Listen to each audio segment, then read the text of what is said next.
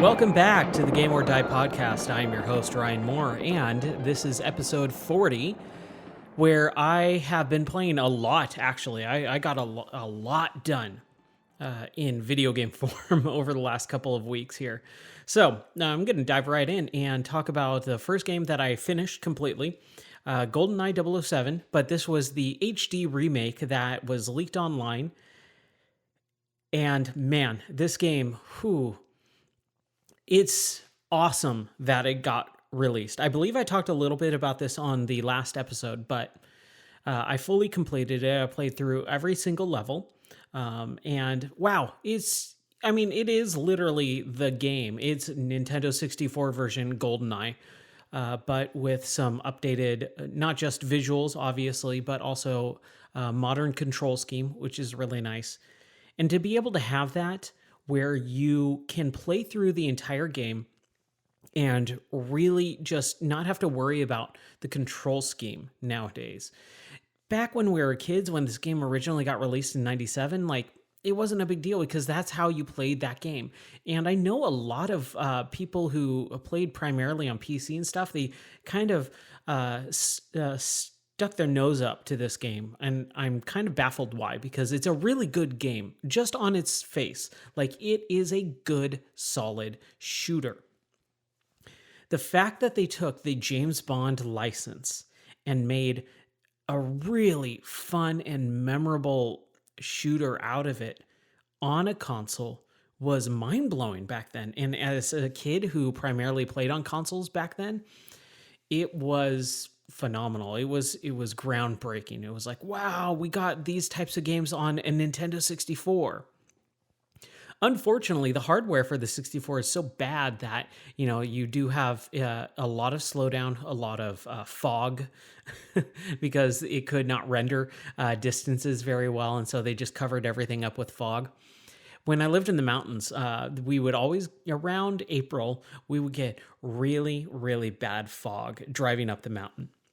And this is a, 35, 40-minute drive up a mountain in Southern California, where you got a lot of twists and turns, and when you have really bad fog, you have to slow down. I knew those roads so well. I drove up and down them for a decade, basically, almost on a daily basis, up until the last year or two. But on a regular basis, I knew those roads so well that I could just fly up and down the mountain, even with really bad fog. But the reason I bring that up is because I always called it N64 fog. When I come home, my wife would ask me, how was the drive? And I say, oh, we had N64 fog. And what that basically meant was the fog was so thick and so dense, you couldn't see anything in front of you. You can barely see the car that's in front of you going 5 miles per hour. That's how bad some of the fog was. And so I always called it N64 fog. But to bring this back around to the game, this game got leaked online for whatever reason. I'm not sure why it took so long, why it happened now. I think it would have been a lot better last year, because obviously this game has been in someone's possession for a very long time, because when you first boot up the game, it has a copyright of 2007 when this game was supposed to be released. And once this did get leaked online, pretty much everyone came out of the woodwork to talk about it. And even the developers themselves, the ex-Rare employees, got on Ars Technica, and they did a whole interview session. And they basically said that there's about 90 bugs left in the game. And the game's basically, for all intents and purposes, finished. It's got some bugs, and that's about it. Man, it's incredible that this game not only got released, but got made in the first place, and then now we have access to it. Back in 2007, there wasn't a whole lot of HD remakes going on. A few years later, then that's when it started happening, but this was really the first one. And this, you have the right bumper to activate the new version or the remastered version or the original graphics. So you can toggle them on and off on the fly. And it's a well-known thing that's incorporated into remasters nowadays, but that was in like 2010, 2012 when that really started getting into like, oh, hey, here's what these old games used to look like, and now, hey, check out our visual upgrade version, and you can switch on the fly to that, and that's really cool. But back in 2007, that was unheard of. So it seems like Rare kind of pioneered that type of graphical toggling, which is really cool. Switching back and forth, I did that often throughout the game as I played through it. I really just wanted to play through it because I did play through it a few times when I was a kid, but I didn't really go back and play through it when I would replay it on emulators, over the last basically 2 decades. I did not get further than facility, which is the second level. So you run through the dam level, you go the dam level, and you get to the secondary level, which is facility, which is the level that my friend Andrew and I would play all the time, that incorporated proximity mines. You would get the proximity mines and you would throw them under or into vents, and you make the guy in the bathroom stalls blow up and they'd hit the ceiling, and we laugh like little girls. It was great. Oh man, it's just a fun game. You play it now and you go, yeah, I think it's still special. I think some of the level design is not great, but there are still some very, very fun levels to be had in that game, not just facility. The tank level is really good, and what's really nice with this new updated version, it makes the game so much more playable. The control scheme on the N64 controller was really tough, but it was the first of its kind, especially with the analog stick and things like that. And so trying to maneuver around that game now, when you go back to it and you say, oh man, I want to relive the Goldeneye years, you want to relive those moments as that you had as a kid or in college, as a lot of other people were playing that game that I know. You want to relive those memories, and you go back to it and you boot up the game with an N64. That's what I sold a lot in my store. When I had my video game store, I would have people coming in droves wanting to have the N64, 4 controllers, and Goldeneye. That was like one of the hottest sellers. And it was really hard because we were a third-party store, or secondhand, store. And so the only inventory I got was if someone brought it in. So having enough copies of GoldenEye, having enough 64s, and having enough 64 controllers in stock was really tough. But I would always get people wanting to come in and buy that stuff and set it up. And then every once in a while, I would get a person coming back a couple days later and going, I want to return this. I'm like, sorry, there's no returns on used items and things like that, just because you didn't like it. But I would talk to them. I would try to understand why they wanted to return this. And they were like, man, I remember it being really, really fun. And I just wasn't having that much fun with this game. The controls are so difficult because they're used to, playing games like Halo and stuff, where you got a secondary analog stick and you can have camera movement and control. So it was really frustrating for a lot of people buying that hardware and trying to readjust to the way it used to be. And that's where a lot of people misinterpret game design and controls, and they just say, oh, it doesn't hold up.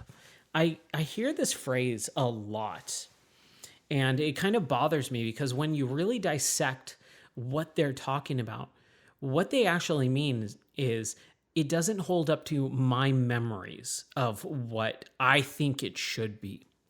If you sit down with an actual hardware of Nintendo 64, GoldenEye, and a controller and try and play it, it holds up because it's the same as it was. There's nothing different about that game. That game didn't change. The hardware didn't change. The controller didn't change. You changed. Your mindset changed. You adapted and got used to newer, better ideas. So saying it doesn't hold up doesn't really make a whole lot of sense because it holds up in the fact of time. time has not been cruel to it. And I'm guilty of saying this phrase a lot too. And so I was in the car yesterday and I heard this phrase and I just went, ugh, I need to stop saying that phrase, because it's not what you actually mean. You actually mean you have a better, or you have a different interpretation of what the control scheme should be now, and it doesn't match your mindset because, again, it's hardware. It's not changing. You change. So I hear a lot of people going, oh, GoldenEye doesn't hold up very well. I played the leaked version, and it's just like, it does. You just can't get used to the fact that, hey, something used to be like this, and you have to play it like this, and you don't want to. There's a real big divide with a lot of people where they just don't want to get used to the control schemes of older games. They don't want to play the game the way the game was designed. They want to play it their way. And I'm not trying to go on a rant here, but it really does bother me when I hear, especially a lot of game journalists. I listen to Giant Bomb. I've been very critical of them over the last year or two, and I get really annoyed when they keep saying these things. And it's like, dude, it's not true. You're making it way worse. Dan Reichert basically was super pissed off when Red Dead 2 came out, and he said, this game sucks. The game doesn't suck. You just were trying to play it a different way than the game was intended. Oh, so you're saying I'm playing the game wrong? Yeah, I am actually. I wrote a review for Red Dead 2 when it came out, and what a lot of what I based my review on was you have to sit down and play the game the way it's designed, the way it wants you to be played. It's a cowboy game where back in the Old West, everything took a lot longer. Riding a horse to a location took a lot longer than jumping in a car and driving at 90 miles per hour. So when you are taking this long steps and everything was, you're moseying around, you're leisurely walking places because that's all you're doing. You're expelling all of your energy. So there is this mindset that you have to really kind of get back into when you play older games of this nature. I think this version was amazing, and I'm really bummed out that it didn't actually officially get released. It's super weird, like I said, that it did finally just get leaked. Someone just said, screw it, we're going to just put it online. Thank God they did, because this is a game that needs to be preserved. It's fully playable in an emulator. If you can grab the files online, you can play it on pretty much any hardware. And you got this beautiful redone version of GoldenEye from the original Rare team.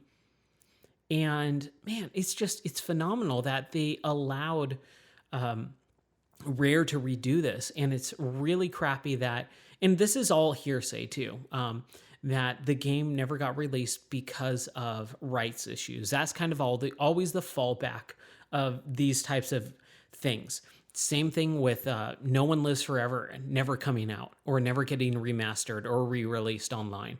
It's because it's hung up in rights issues. Well, figure it out. It's money.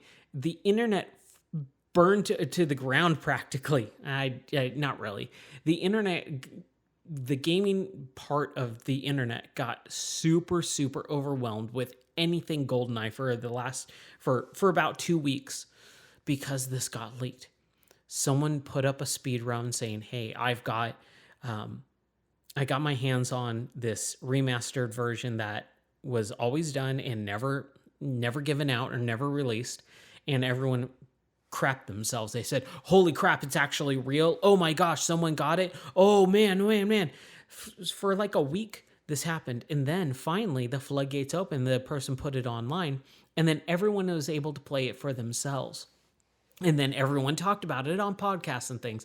Like, this generated a ton of news and conversations, and it needed to be done. Why it wasn't put out there earlier, especially last year. I think last year would have been the perfect time. If you're going to do it, you should have done it last year, not after, everything else that's happened that went down and all that crap. Like, put it out when everyone's home, everyone's playing, everyone's kind of starting to wonder, oh crap, what's going on with the world, and freaking out. But it's an awesome game. It's the same exact game, but just again, better visuals, updated feature set.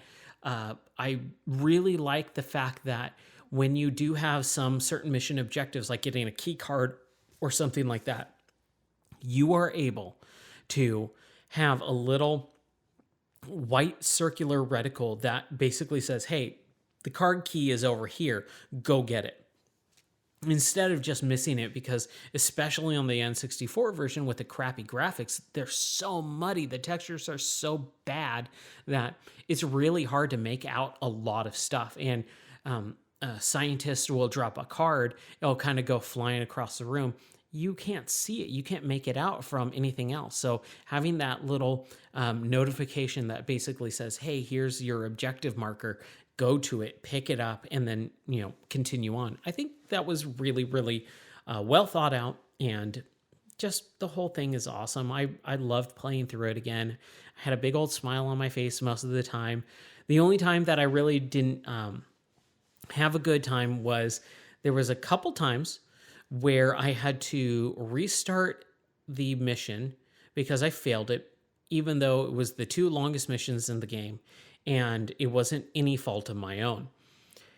I did the train sequence, and I remember the train level and loving the train level. So I did it, and I had a really fun time. I took my time. I killed everyone. I got all the special stuff. I did all the requirements, and then I got to the end. I got out of the train. You have to use your laser to kind of open up the gate and everything. And for whatever reason, I didn't know where to go, because the way that it's designed, like, I ran towards the beginning of the train where you start the mission, just on the outside of the actual train. You're on the ground, you get out from under the train, and then you're dropped onto this little area where you can go either left or right. You can continue forward, and there's a bunch of boxes and some enemies, or you can go backwards to the starting point on the outside of the train.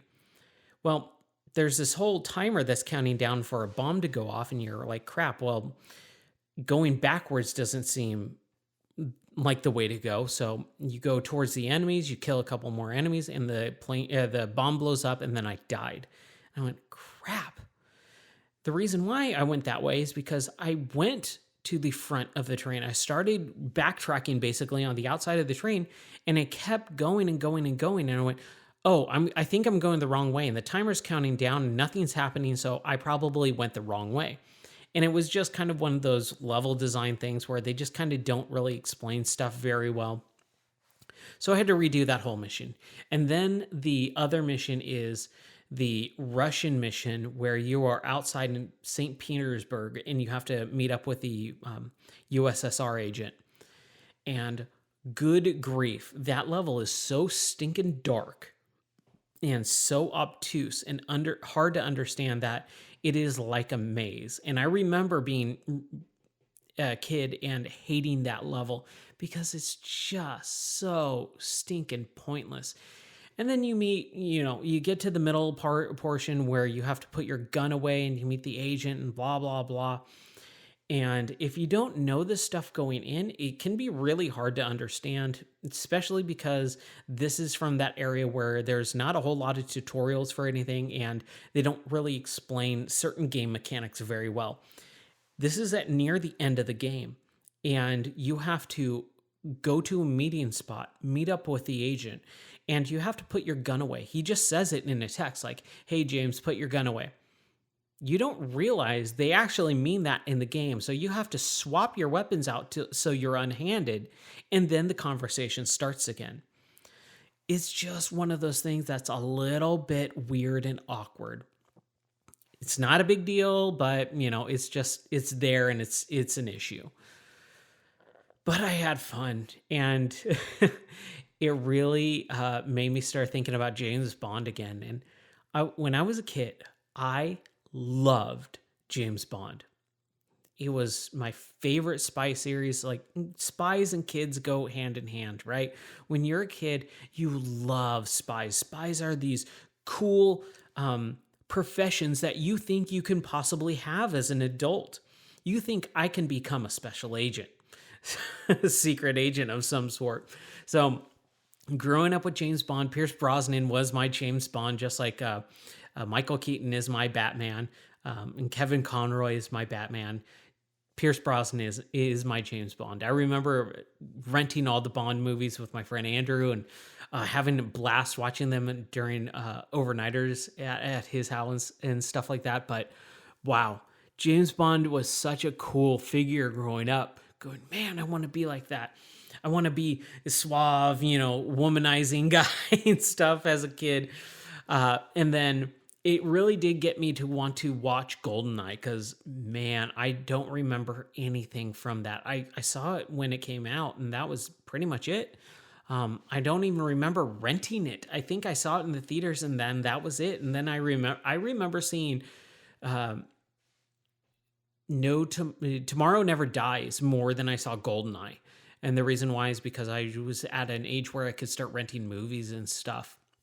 And go to Blockbuster and rent movies on my own. So I think I saw Tomorrow Never Dies more than I saw Goldeneye. So I don't remember anything of Goldeneye. So after I played through this game, I started watching Goldeneye, and it's a cool movie. It made me go, wow, they don't make movies like this anymore. Especially with the James Bond series, especially with the newer James Bond series. The Daniel Craig James Bond, I remember being really up in arms about when it first got announced and going, a blonde James Bond, like, blonde, blue-eyed, like weird. I want this, very suave, sophisticated, and Pierce Brosnan kind of fit that. He was, he was a soap opera actor. So he had that just very like chiseled, like playboy type of look to him. And Daniel Craig did not fit that at all for me. So I was really curious. And I remember when Casino Royale came out and everyone being blown away. I haven't watched Casino Royale since it came out on Blu-ray. It was definitely one of the Blu-rays that I got that everyone came over to my house to watch. It was such a good memory for me. Pastors from our church came over to watch that because it was like, wow, Blu-ray, how cool is this? And, we had like a home theater set up and all the, comfy, super home, big theater chairs and stuff. We watched that and I was blown away by how good it was. And wow, okay, Daniel Craig's James Bond and it works. And then Quantum of Solace came out and that sucked. And then Skyfall came out and I remember enjoying Skyfall, but it took me several years for me to actually see that. And then I never saw the last one, which was, I believe, Spectre. And the reason why is because I just heard it was terrible. And it's like, wow, I should probably watch it at some point since I need to form my own opinion about it, because especially when people say this sucks, I kind of like it. And then when people say, oh, this is the most amazing thing ever, I kind of hate it.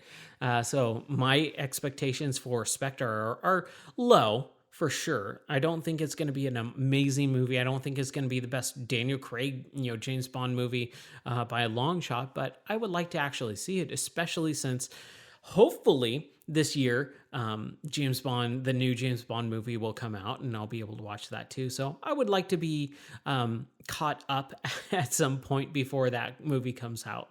But I did watch Goldeneye, the movie, and I really, really enjoyed it. I didn't finish it because just with still, moving and doing all that fun stuff, I just haven't had time to have some time to myself to be able to sit down and watch it because unfortunately my wife is not really into it. So I'm like, I'll watch it when I have some time. So I'm about halfway through and I really like it. And again, just bringing back all the memories of the video game and playing through that. And it was just a blast. So that's Goldeneye. I'm going to play a little bit of Goldeneye music to have a little bit of break because I kind of want to have some more structure to this podcast. Not a lot, but a little bit to be able to play some more music because I really like having music in here. I don't think anyone else really does music or theming to their podcast. And I really like talking and just rambling on for an hour and a half straight. I could totally do that. I can keep going. but I've been talking for about 25 minutes here straight. And I would like to have just a little bit of some break music, come back and talk about some more games.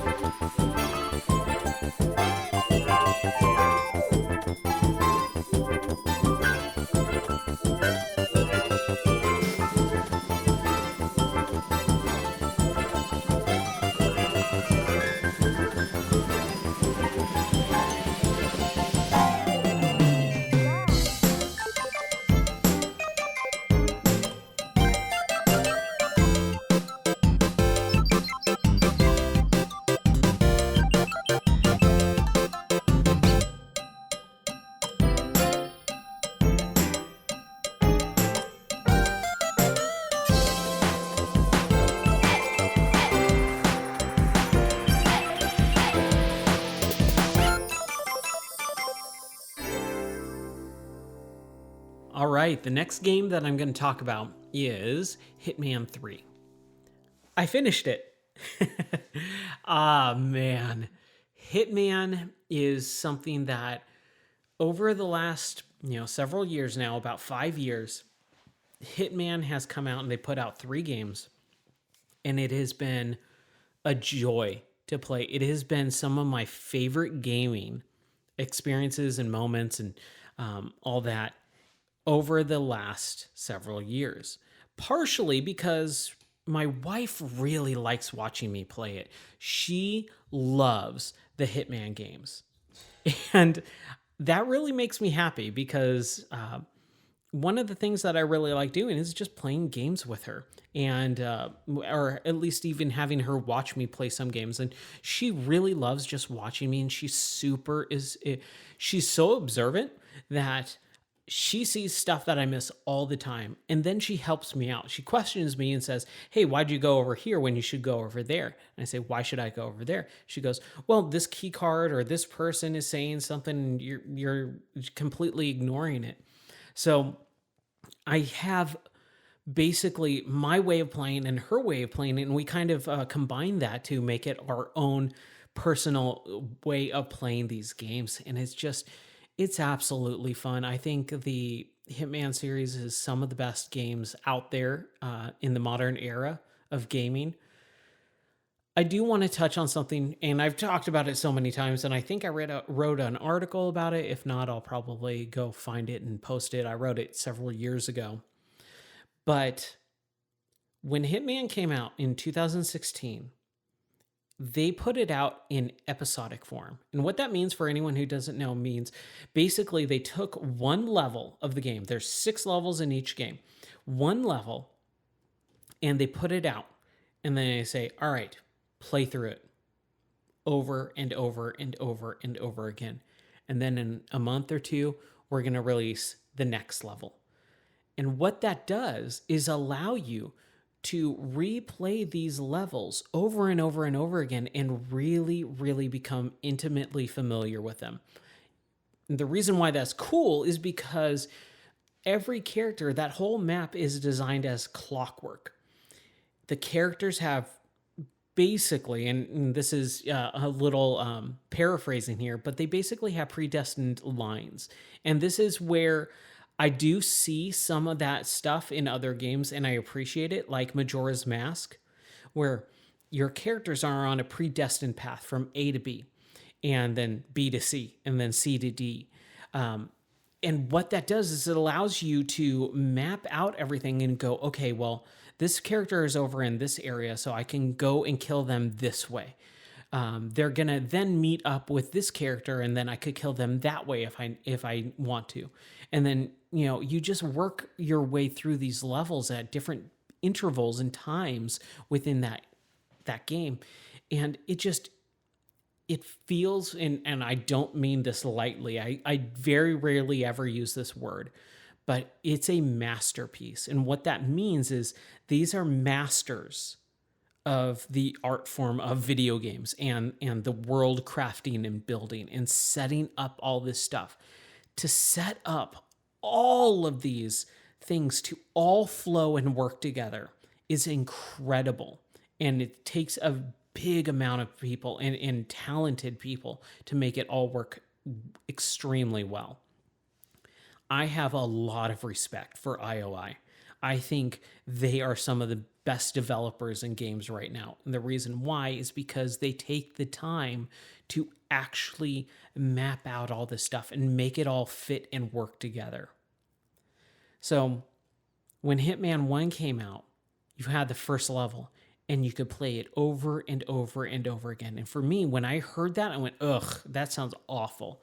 Because that's not my type of play style. I don't like replaying video games. I don't like replaying the same thing over and over again. But because of the way the game is designed, you don't play the level the same way. It is a sandbox in a way. A sandbox where you have your world that is crafted like a playset. And I'm going to use an analogy that I think is pretty apt here.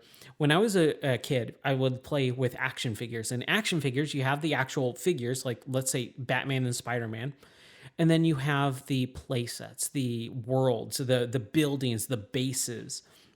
So like when I was younger, I got the Daily Bugle playset. And it was a base of the Daily Bugle for Spider-Man and had a bunch of extra stuff in it. And when I was a kid, I also had the Ghostbusters headquarters. And so you had the Firehouse base where you can play in it and had a bunch of stuff to do. And you had the goo that fell through and the fire pole that spun around and down. All these bases that you get to incorporate and make up your own stories with your action figures. And Hitman is kind of the same thing. You have your character, your Hitman, Agent 47, and then you have the targets. And those targets have multiple ways to be killed with all the little play sets in mind.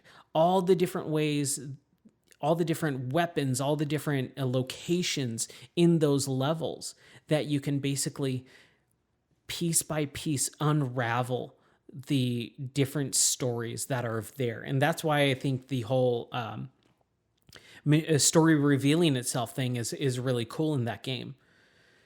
So here is my whole thing with Hitman 3.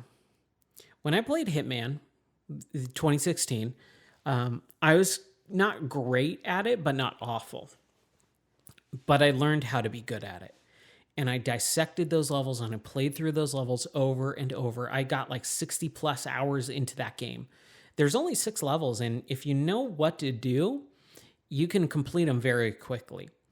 So there's a mastery for each level. Each level basically will allow you to play through the level, get a certain amount of points, and unlock different starting locations, different weapons, storage units, areas, and things like that. So you can just, again, map out the kills in different ways each time and get faster and faster and better at it. So I did that with the first game, and I played through that first game, all those levels, and got mastery in all of them and got all the different types of unlockable weapons. And then the second game came out and it allowed you to import those levels into that first game. Or sorry, second game. The first game levels into the second game with an updated visual graphics and engine. So I did that again, but I didn't want to play through all of those levels because I kind of already did that before. And I didn't play through Hitman 2 as much in the same way because they changed their release schedule. They went full game release. So what you do is you play through the level, and now you immediately unlock and are ready and dumped into the next level in the progression of the story. And it's a real bummer that they did that for the second and the third game. If they would have released it as episodic content, not only does it keep it in people's minds throughout the entire year. This game, Hitman 3, was the first big game of 2021. And no one's talking about it now. Only a few weeks later. The reason why is because it's not episodic. It's released, everyone played through it, everyone finished the story, and they're moving on with their lives and games. With episodic content, every month or two, you would get another level and another fresh flow of people talking about Hitman. And it was a really good way to prolong the exposure of the game, have people talking about it all throughout the year. Game of the Year stuff is fresh in people's minds because, again, it's been throughout the entire year you're playing through this game. And those levels, you learn new stuff as you play through them more and more and more, and you find more ridiculous things that happen, more cooler things that happen throughout those levels because you keep replaying them. So I loved it. Hitman 3 is the best version of that game. It was just, again, released in a way that just did not help it. It could have been better if it was released in episodic, but it wasn't, so I'm not going to belabor the point anymore. But I really am bummed that they did not release the game as episodic content again for the third one, because I think instead of, hey, we played through Hitman 3 at the very beginning of the year, cool, all right, moving on to everything else that's being delayed, it could have been talked out throughout the entire rest of the year, and it would have been awesome. So, Hitman 3 finishes up the World of Assassination trilogy, which is awesome. It's really, really good. Basically, you have a story that deals in tactical espionage and blah, blah, and double and triple backstabbing and things like that, and double agents and triple agents, and it's all kind of boilerplate spy stuff, but it's so intriguing, and the voice acting is so well done. You really do care for the characters, especially Agent 47, someone you would never, ever empathize with because he's a blank slate. He's a clone that is just engineered in test tubes to be the perfect assassin. And he's monotone. He takes everything at face value, and nothing ever makes him giggle or chuckle. But wow, you really do care about these characters. And so they finish up this 3-game story arc in a very satisfying way.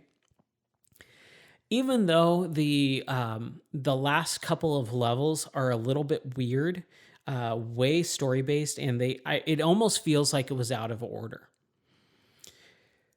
I'll spoil a little bit of Hitman 3. So if you don't want to listen to this, sorry, skip several minutes into this because I'll try not to go too long here. But basically, you have Diana, who is your handler for all intents and purposes.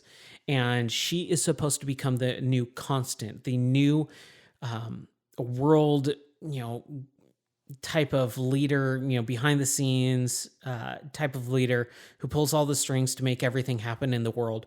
She's like the big boss, or she's up for, being that. There's the constant who you capture and then he gets freed. And he gets freed in the second game. And then in the third game, you're trying to catch him. And then Diana, your handler, is supposed to be the new constant. And you basically, at the end of the second to last level, you get tricked. And she double crosses you. But you know she's not double crossing you. Even though the cutscenes really make it think that you are and stuff, it's like, no, I know what you're doing. You're going to basically say, all right, Diana's making it look like she's betraying you, Agent 47, to the Constant, so that the Constant trusts her, and then you have the option to come in and kill him, and then you and Diana take over everything, which is exactly what happens. And you see it coming from a mile away. It's very predictable, but nonetheless, it's still satisfying.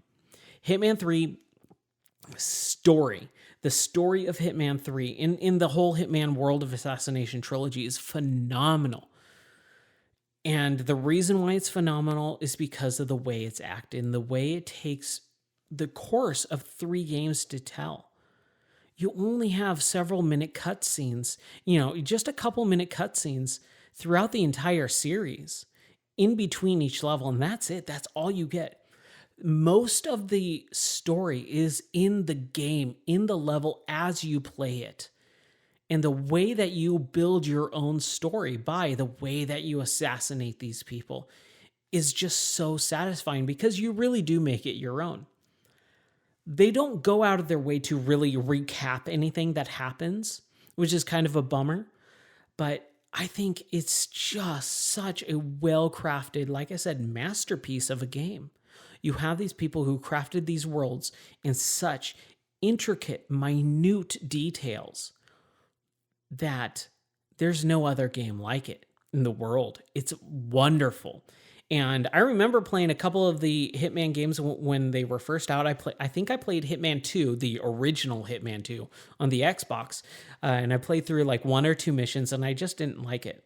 Then on the 360, I played through a mission of Blood Money, and I thought it was fine. I thought it was okay. It was pretty fun for I think I played the demo, which is like the first mission. And then that was it. I didn't really play anything else. And I thought Hitman was boring because it was just a stealth game. And I remember when Hitman, the new one, 2016, was coming out, a couple weeks before it came out, and I just went, oh, that's going to bomb, because I didn't really understand what this game was. So if I can really get people to help people understand what these games really truly are, I hope I can sell someone on this. And if you've already been sold on it and you play through it, I hope you agree with me that it's fantastic. It's a wonderful game that really deserves to be talked about more. And it's a bummer that we're not going to be talking about it in 2 months from now. Even though they have roadmaps, for extra content and DLC, it's just not going to be the same as if it was released in that first year with the episodic release schedule. I think it was so cool. There's a couple levels that are really interesting, but really don't gel well with me. The first one is the club level in Hitman 3. Basically, and the reason why I wish it was like this is because this is the last game, and there's only, a couple levels in each game. What they do at the start of this game, this level, is what they should have done throughout the entire game. The very beginning of the level is basically like an interactive cutscene. You're trying to figure out, you're basically doing, you're trying to figure out what is going on, and there's no one to kill, there's no objectives, there's no nothing. You just kind of have to figure out, you have to make a phone call. That's all it is. You're on the side of a road next to a gas station diner. And you walk up to the gas station diner. It's all emptied.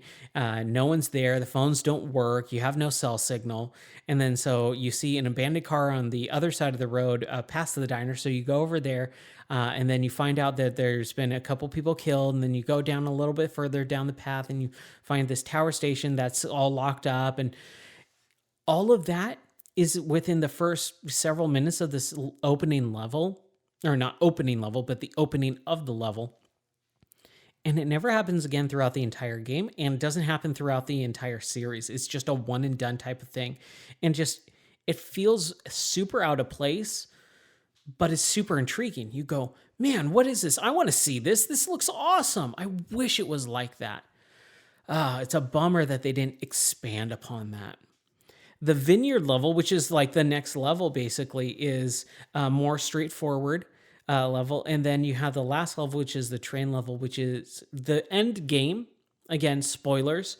You have this train level that basically will allow you to play the game like an action game. It's so linear. It's like a hallway simulator where there's not really much that you can do in the way of planning or execution. You just go through the game and you take out as many people as you can. And they reverse the way the game's played, the objectives. Normally, you don't want to kill anyone, any non-critical hits, people. You only want to kill your targets, and that's it. That's the way you get a good score in Hitman. But in this last level, they say take out everyone, and you're going to get extra points if you take them out. You can just subdue them, that's fine, but you won't get extra points. So I took out literally every person in that entire game, or in that entire level, and I got a perfect score, basically a 5-star rating. But normally I don't. I think the club level is really interesting too, because they swap out and they reverse the roles. People are hunting you this time in the club level. You're in like this German techno underground club, and it's so fun to be able to really see the developers switching up some of the aspects of this game, because this is the third game. You know what to do and you know how to do it. Now they're reversing the roles. You're the one being hunted. You're the one being trying to not get killed, and it's really, really interesting. I think that they knocked it out of the park with this game, especially allowing you to import all the levels and import all your save information and all that stuff, making this the full immersive experience. It's just incredible the way that they put all this together. So if you haven't played Hitman, I highly suggest it. Again, with Hitman 3, you can import all of the other 2 games and all the other levels and everything like that into that game. So it really is the absolute best way to play it, is just buy Hitman 3 and then the import stuff, and just play every single one of those levels, because all of them are awesome. I'm going to talk about another game that I played through called Little Nightmares 2. My friend Sean, he has a real knack for recommending me games that I myself probably wouldn't have tried out or looked at. But when I play them, I love them. He knows my tastes extremely well, probably better than anyone else that I know. And a couple of years ago, he was like, man, you got to play into Little Nightmares. And it's this side-scrolling-ish type of 2.5D platformer. I love platformers. Platformers are probably one of my favorite genres of all time. And so when he told me you should really play it, I looked it up, and I already owned it for whatever reason. I'm assuming it was gifted to me in a Humble Bundle of sorts. So I bought a Humble Bundle and came in with one of those bundles. That's, I'm assuming, how I got it, because I honestly have no recollection of ever getting it. But Little Nightmares is so weird and creepy. It's one of those games that I had no idea that I would like, and I know I wouldn't have liked it just from the way that it looks. But in my review, I kind of talked about why I think I like these games. It's because it's not just the horror factor. I hate horror movies for the fact that they rely on a lot of jump scares, and I don't find horror movies particularly enjoyable because it is just trying to scare you. And I hate being scared. But just like with Halloween Horror Nights, if you've heard my cousin's podcast, Scarers Anonymous, I've kind of talked about it a little bit too. One of the things that keeps me going back to something like Not Scary Farm or Halloween Haunt is the fact that it's the world building within those mazes.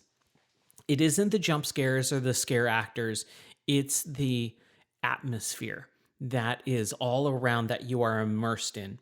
That even though it might be a little bit creepy or scary, is so interesting the way that it's put together. That is what draws me in. And same thing with Little Nightmares. Yeah, it's pretty scary. There was definitely points while I played through the first and second one where I just had to turn it off because I was so freaked out that I didn't want to continue playing and I stopped for the evening. But I wanted to keep playing it until it finished. And the reason why is because of the atmosphere. The first one, I think, is honestly a better game, unfortunately. Little Nightmares 2 continues the world, I guess, and you basically have an extra character that you escort around. So it's like Ico or Eco, however it's pronounced, where you are holding the character's hand, you are pulling them along with you, you are having them follow you. And it is not a very difficult game. It has light puzzle elements. It's mainly just go through the story and, get through the game the way that as quickly as you can.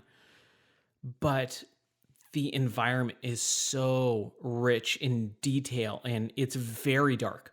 There's a lot of dark corners that you can't really explore too much. There's a path and you can go off and veer off the beaten path just a tiny amount to find some hidden collectibles like hats and these weird like shadow remnants of other characters. But other than that, that's pretty much it. You are on a linear path from the beginning of the game till the end of the game. And you can't really deviate anywhere in between that.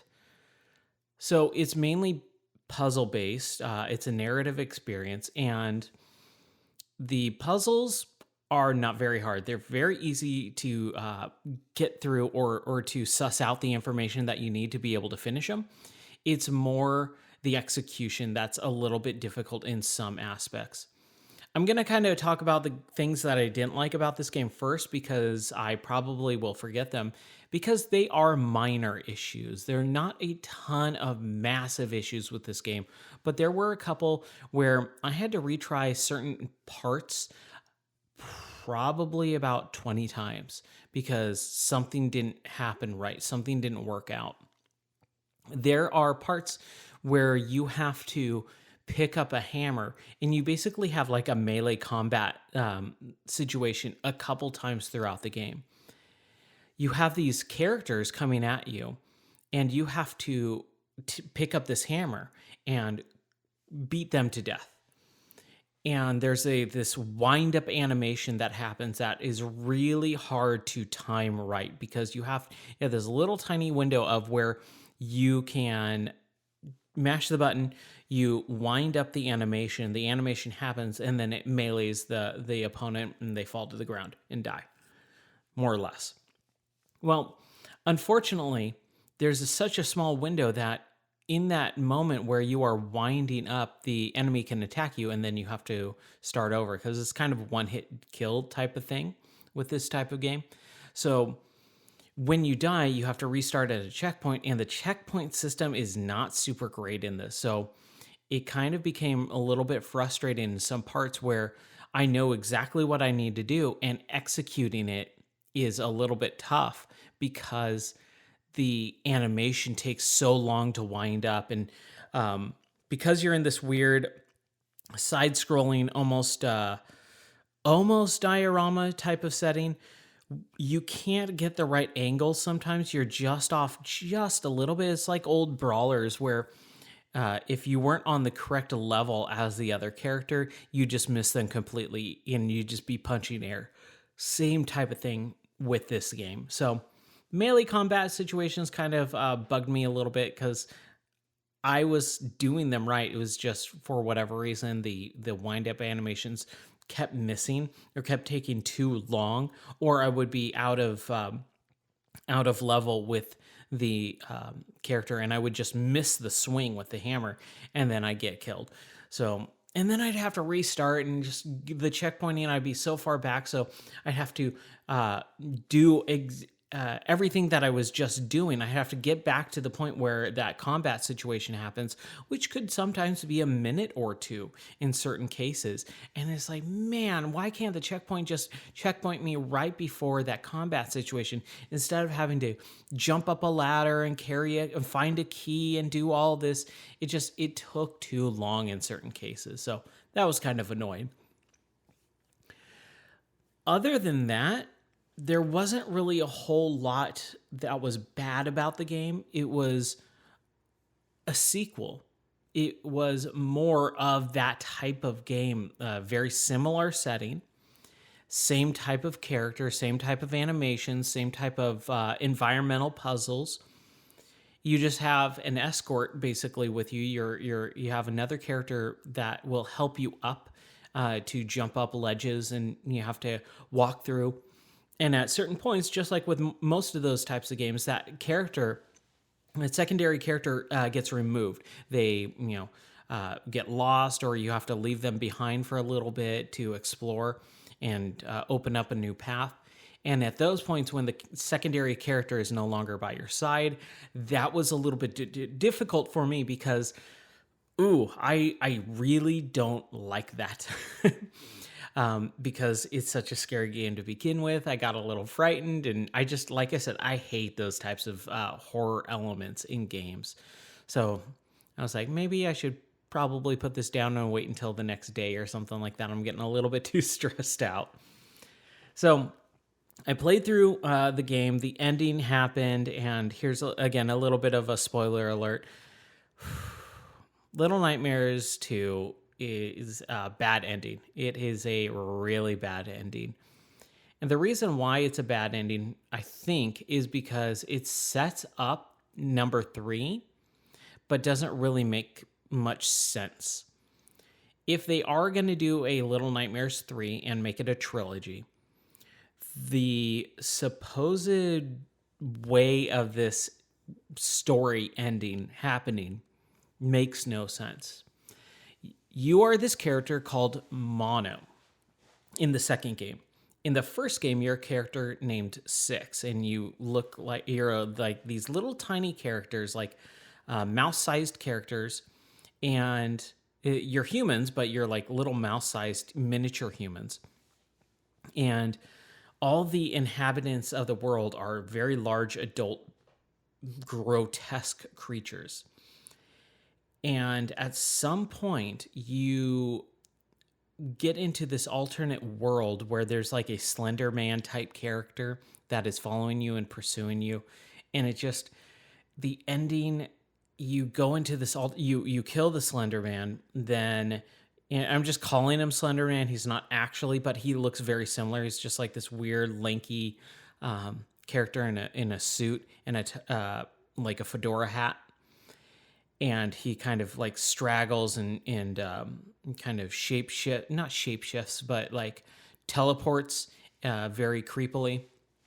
So you kill him, and then Six you have to go find in this TV world. And in the TV world, Six turns into this monster version of that character. And then you have to break the music box to defeat Six. And then Six and you have to run out, and there's the whole Indiana Jones temple, Indiana Jones: The Last Crusade. Man, the other indie movie, Raiders of the Lost Ark. At the very beginning, you have the boulder scene, kind of like that. You have to escape, and when you are escaping, Six betrays you, and you fall down, and then you're alone in this weird, gross world, and you just sit in a chair, and over time lapses, and then you become the Slender Man-ish type character. And then you go after Six, which earlier in the game, Slender Man was going after Six, but you're in the new Slender. Like, it just doesn't make sense. So that's partially why I didn't like it. The other point of that is that the game doesn't tell you anything about the world. You just kind of see it and make it up in your own mind of what is actually happening, the characters, why they are the way that they are. But there is this lore to the world and to these games, but I don't know where to find it. I have no clue. The game doesn't tell you that the character's name is Six and Mono. The only way that I found that out is because other people online made YouTube videos, and that's what the names of the characters are. Where they got that information, I have no idea because it's not in the games. So it's this world information that should be in the game that's not, that you have to go to external sources outside of the game to even find out the main character's name. Like, come on. That's really bad. It's like when people were playing Destiny 2 or Destiny and Destiny 2, where there's no information about the world itself in the game. You have to load up an iOS app and, log into a website and find some weird cards that will allow you to get some extra information. It's like, why? That's so unnecessary. Like, give a little title card saying, this is the character, this is the world, this is the premise of the game. These characters have been cooked up for, purpose by the hunter, and the hunter is using them as food. Period. That's all that needs to be said. You don't have to dive super deep into it. You don't have to devote all of it, but telling your audience by the way the game's made that they're making up the story in their mind the entire time, and then going outside and going, oh, what's the character's name? Well, I think the character's name is Melina, but in reality, everyone knows the character's name is Six. Like, it doesn't make sense. So that was a little bit weird and off-putting to me. Like I said, I really did not like the you are now the bad guy turn in the end. Your friend that you've been with the entire time just betrays you for no reason. There's literally zero reason for that. It makes no sense. From the beginning of the game, several hours. This game is like a 4 or 5. I think it took me 5 hours to complete. This game is like a 5-hour game, and there is zero motivation for Six to betray you, to just let you drop when they could have easily. You were holding each other's hands, and she was helping you up, and then she just drops you out of nowhere, like, bye, see you later. Tough luck. Like, there's no remorse, there's no nothing. As far as I can tell, I played through and finished the game, and if I'm misinterpreting that, then that's on me, but it does not seem like there was anything to misinterpret. Six could have pulled me up from the jump and held me up, and we could have escaped. But she decided to drop my character and then walk out the door and show no signs of, oh my gosh, no, or anything like that. So kind of a bummer. The other reason why I didn't like this game as much as the first, maybe it's just because it was more of Little Nightmares type of gameplay style and story, is that I just didn't find the environment all that interesting. You basically you wake up in a forest, you go through the forest, you find a city, you go through the city, and in the city there's like a school, a hospital, and a couple other like residential buildings. It's very generic and kind of boring, especially compared to the first one where you're on this like ship, and they call the Maw, I guess, and there's a lot of variety in the, not just the locations, but also the environments as well in the first game. Second game just felt very bland for the most part. The hospital sequence is very creepy. You have these weird mannequin characters that will basically do the don't blink from Doctor Who, where you have to shine your flashlight on them for them to stay stagnant. But you're in a completely dark environment and you have to move forward. So you start running and your flashlight isn't shining on the mannequins will start moving and get you and grab you and kill you. So It's really stressful at some points, and that's where I freaked out. And I just went, I can't handle this right now. It's too much. It's 3 o'clock in the morning, and I'm on edge. So I'm just gonna stop playing here. But I love the Little Nightmares games at this point. They're super creepy. They're super weird, but in a very satisfying and intriguing way. I'm pulled into that world. I'm pulled into that universe where I keep going, man, I'm scared, but I want to continue on. I want to learn more about why this world is the way it is and why these adult characters are so messed up. There's a school level, and you have the school teacher. And the school teacher is like this old, wrinkly, weird, cranky lady, but she's a monster in a certain way. And when you start seeing that for the first time, it's like, holy crap, this is terrifying.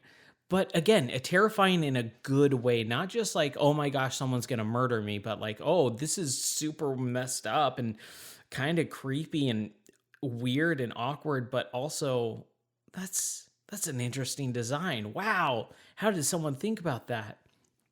In my review, I wrote that it feels like a game that is basically scary stories to tell in the dark for adults.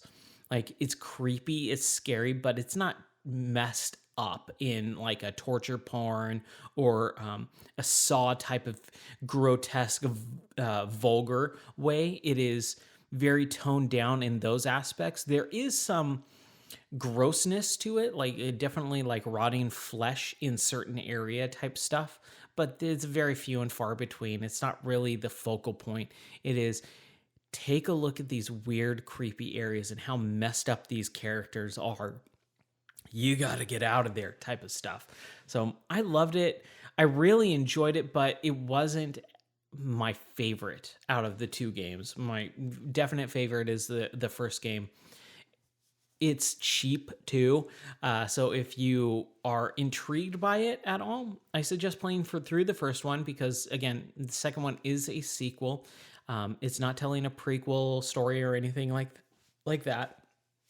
So I would suggest that I think I can't remember. Again, the world doesn't really tell you, or the game doesn't really tell you storyline, character names, time frame, or anything like that, but it is really, really cool. The other game that I was playing was Valheim. It basically blew up over this last month, and I saw someone make a video about hosting a server, so I hosted a server, and I was like, well, I kind of have to play the game that I'm hosting, so I loaded it up, and I went, oh, okay, that's what this game is. And I kind of got a little stuck because there's not much of a tutorial. It's kind of a more figure it out on your own. I do really like that there's certain aspects of the game that they've foregone. They've removed a lot of normal survival type of game play elements that are normal. Thirst and hunger are still there. But just some of the other extra stuff that, games like Ark, they spend way too much time doing. It's like, wow, that's stupid and pointless. The base building aspect is really interesting, and there's certain things that you just take for granted that they've said, no, we're going to circumvent the way that you think about these. Like, I started out, I had no idea how to build anything. I got so I punched some wood, I got some stones, and I crafted an axe and a hammer. And then I spent about 30 minutes running around trying to kill things and going, what the crap do I do? And I never felt safe either, which is really a big issue for me in those types of games.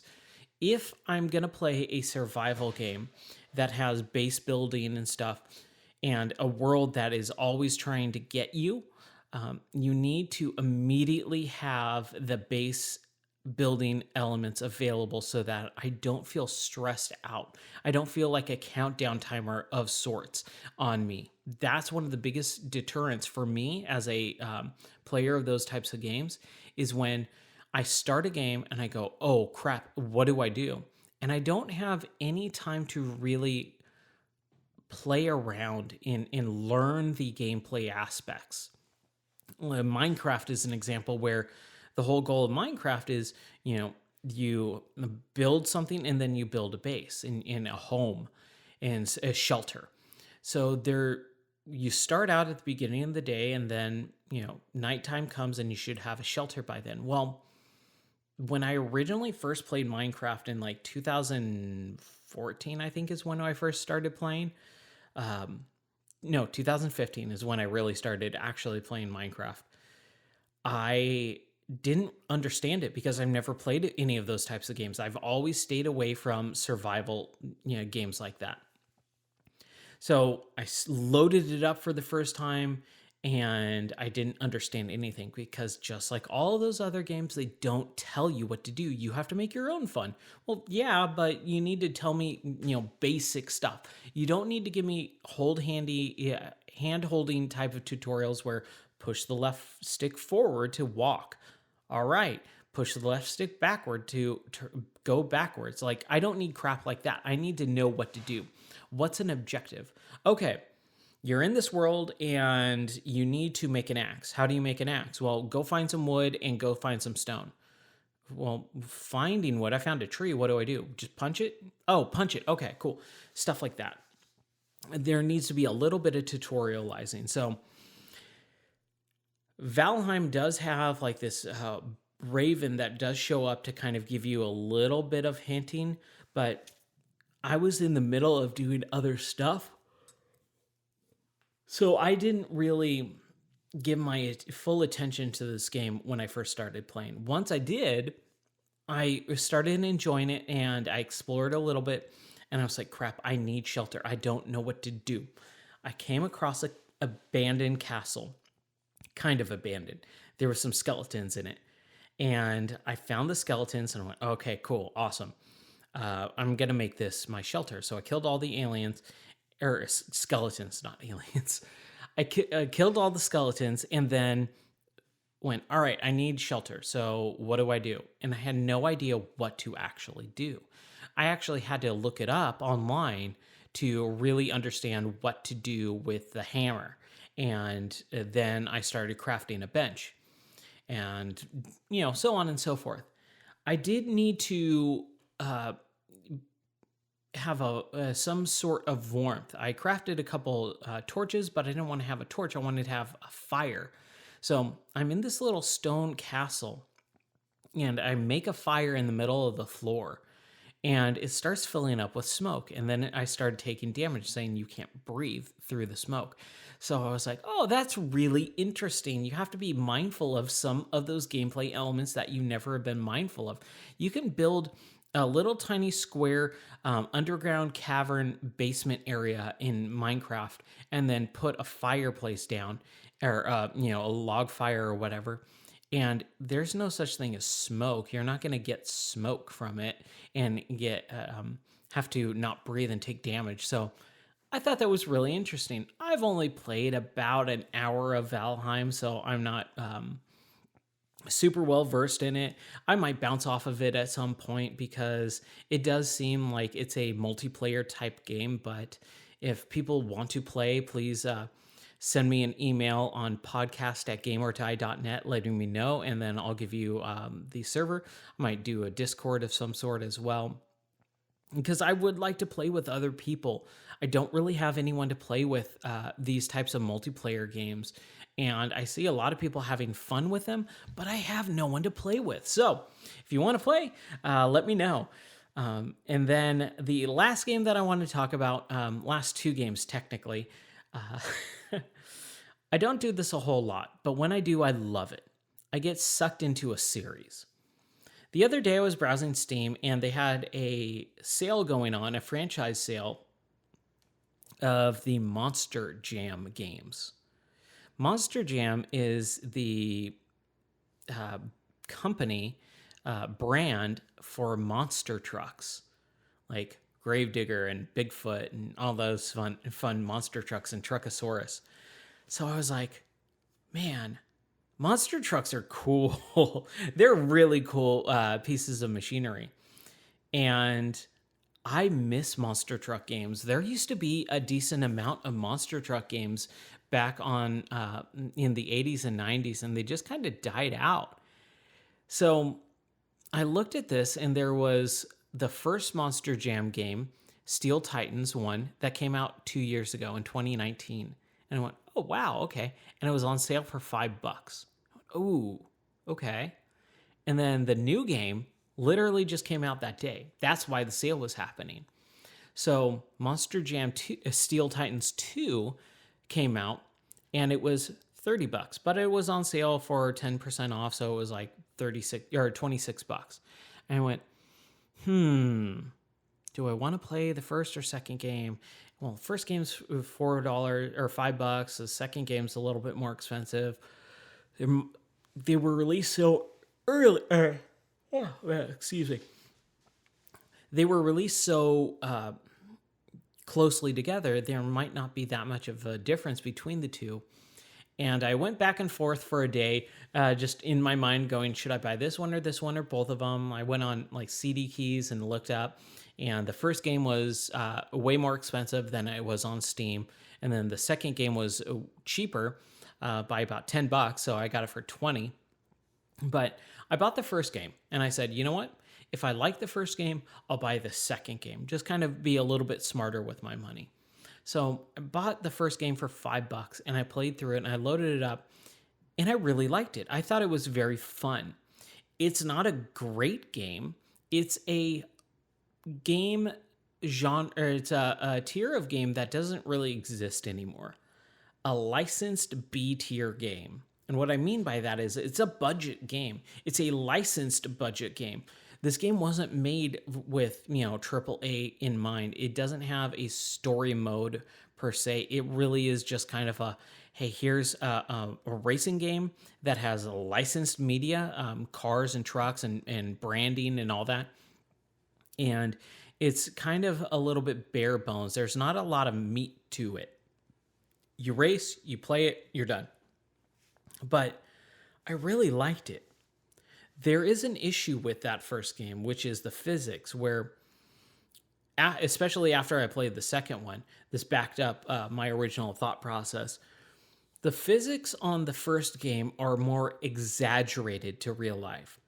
You will hit something and the car will not react exactly how you think it should, because its physics engine is based halfway in simulation, halfway in arcade style racing. Very quick, very loose with its turning and things like that, or turning radius and the physics itself.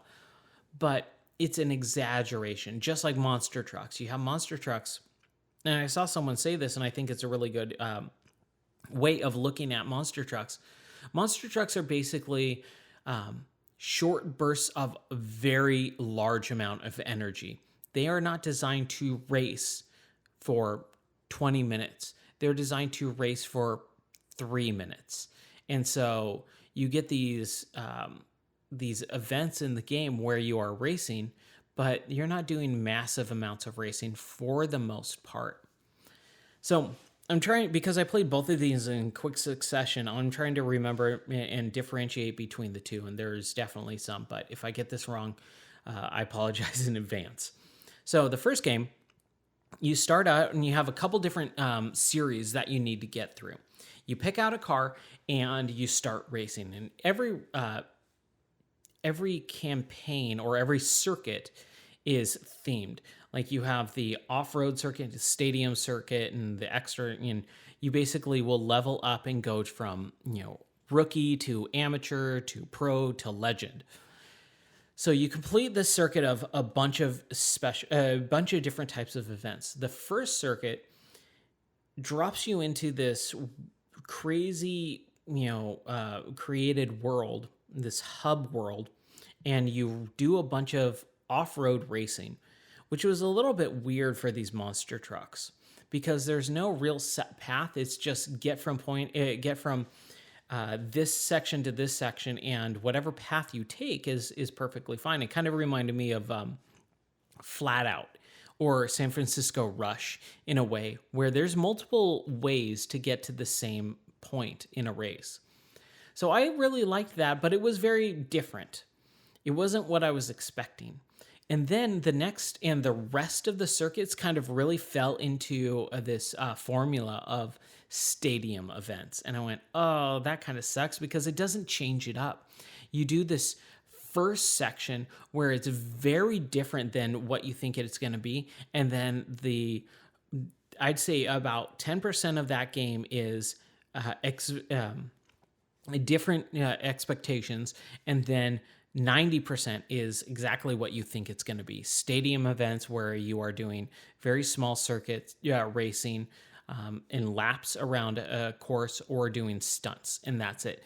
And it's those circuits or those racing circles and stunts that are 90% of the game, and at some point you just get overwhelmingly bored with it. It is monotonous. I did complete it, and it took only about 5 hours to do. But that was a long I'd say that was a long 4-hour game.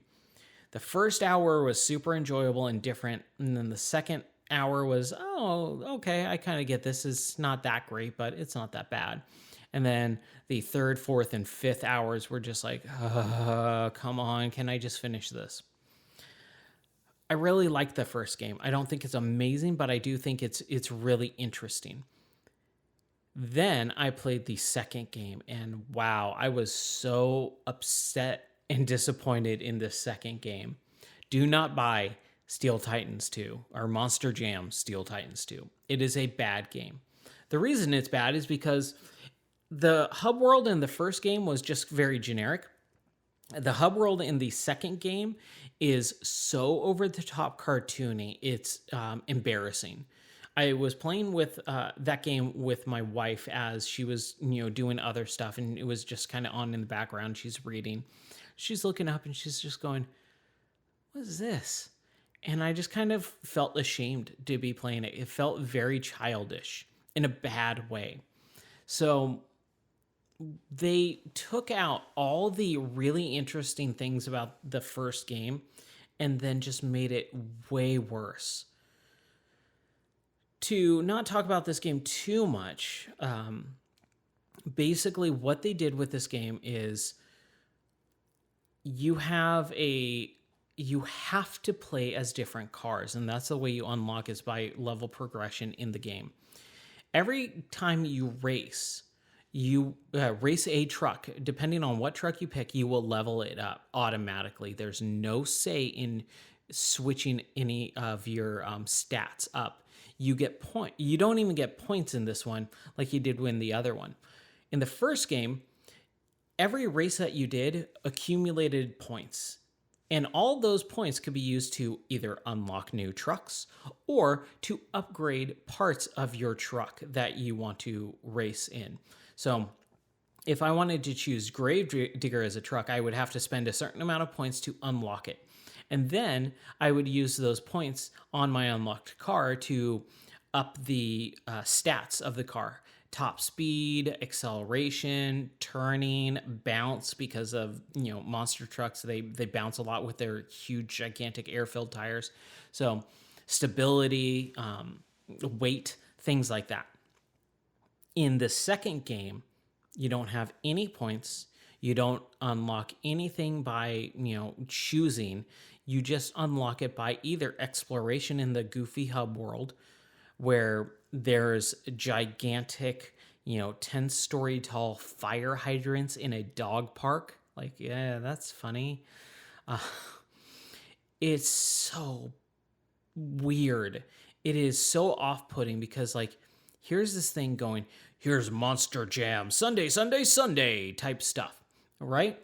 It is manly and cool and big metal machines, crunching cars, and you got a 10-story foot fire hydrant because dogs like to pee on fire hydrants. Ha ha ha. It just didn't make sense.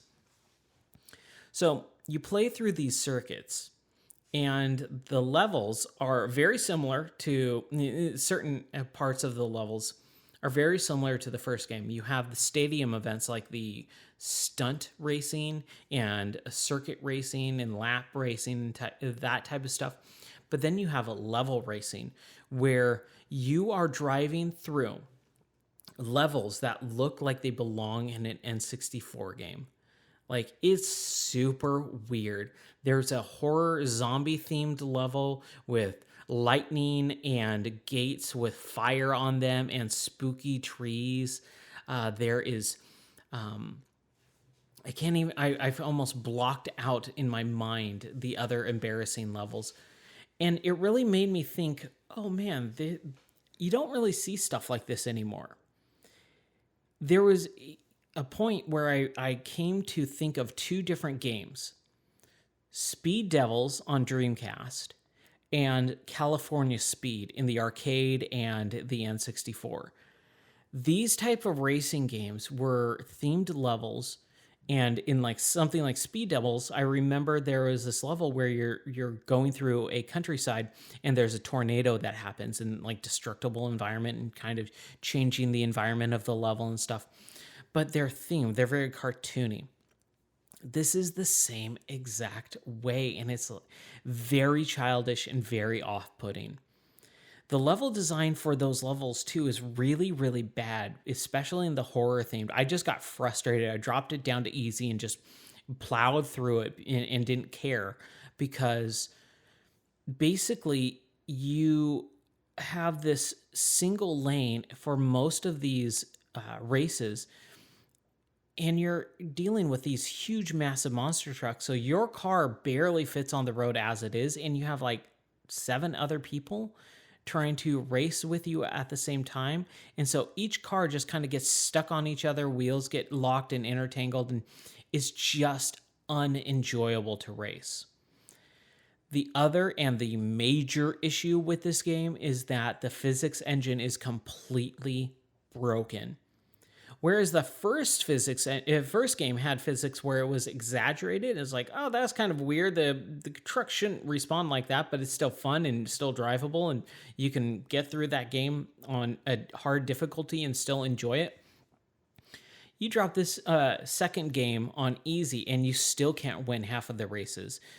And the reason why is because the physics engine is so broken that any bump will send you either careening into another path or off the road, or you'll go flying into the air.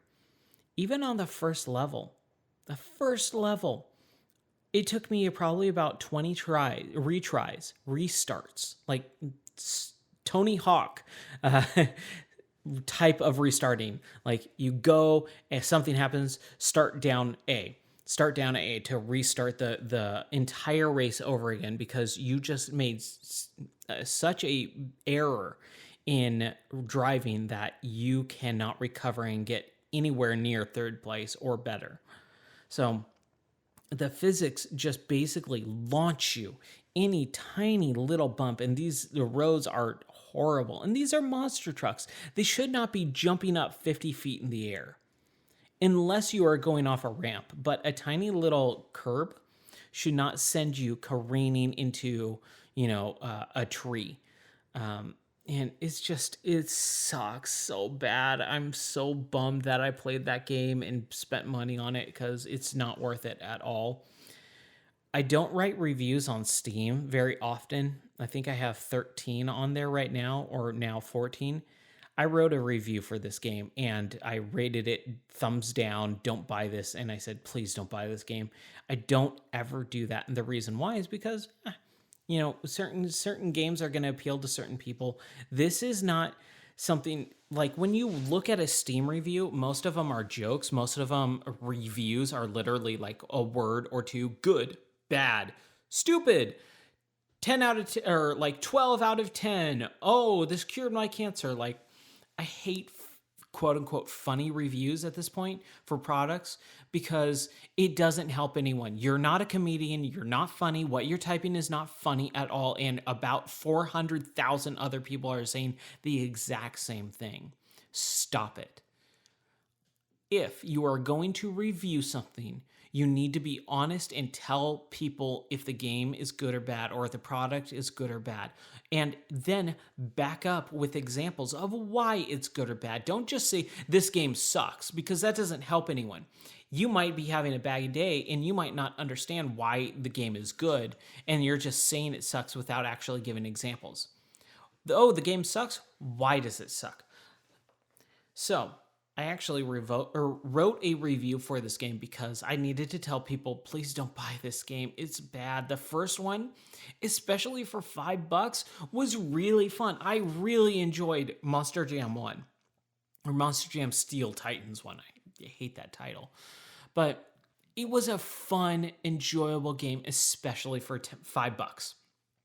For 20, or the normal asking price for this game of $30, it is absolutely not worth it at all. And if I was able to refund it, I would ask for a refund, even though I completed it, because it's that bad. It's a broken game. It's not even a bad game. I believe that game could be decent, or at least fixed with updates. And maybe that will happen. I hope it does, because the people who bought it who haven't finished it yet, or the people who want to buy it, deserve to have a good game, because there's not a lot of monster truck games out there. And this game could be really enjoyable if the physics engine was just fixed. I think I would probably have spent more time even in the goofy hub world doing all the weird unlockable stuff to unlock and find the secret cars, because there's a lot more depth to this game than I got to, because I just could not drive in that game because it's broken. The racing aspect is stupid. The stunt racing stuff, all the other normal stuff is fine. But even the graphics are downgraded in this game.